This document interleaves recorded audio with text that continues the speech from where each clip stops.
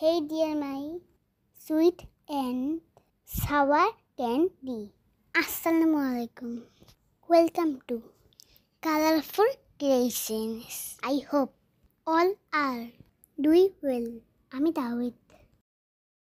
Hey there my sweet and sour candy. Assalamu alaikum. Welcome to Colorful Creations. I hope all are doing well.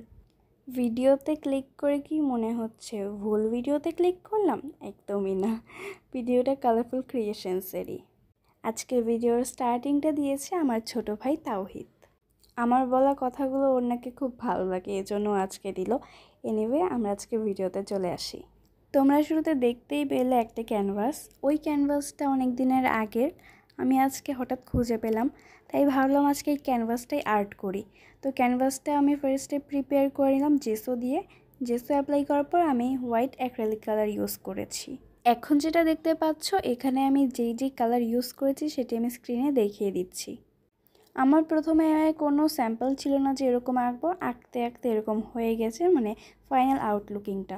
এরপর আমি পাহাড় এঁকে নিলাম, আর একটু নদীর মতো ঢেউয়ের দেওয়ার চেষ্টা করলাম, আর নিচে একটু ঘাস আঁকার চেষ্টা করলাম।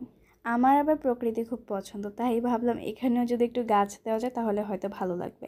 অ্যান্ড আসলে এই গাছটা আঁকার পর আরও বেশি ভালো লাগলো দেখতে।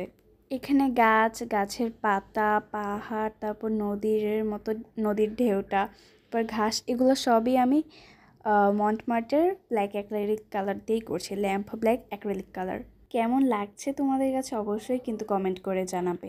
গাছ এবং পাতা আঁকা তো শেষ, এরপর আকাশের মেঘ আঁকার চেষ্টা করলাম। একটা স্পঞ্জ দিয়ে আমি মন্টমার্টের হোয়াইট, মানে টাইটানিয়াম হোয়াইট কালারটা দিয়ে আমি একটু মেঘ এঁকে নিলাম। যেহেতু এটা একটা রাত সন্ধ্যার মুহূর্ত, তাই চাঁদ এঁকে নিলাম। চাঁদ না আঁকলে তো জিনিসটা অসম্পূর্ণ। দেখেছিলে তো প্রথম পর্যায়ে ক্যানভাসটা কীরকম লাগছে, আর এখন কীরকম লাগছে অবশ্যই কমেন্টে জানাবে। আর পরবর্তী ভিডিও নিয়ে খুব শীঘ্রই চলে আসছি। লাইক কমেন্ট দিয়ে সাথেই থাকবে। আজ এ পর্যন্ত, সবাই ভালো থেকো। আল্লাহ হাফেজ।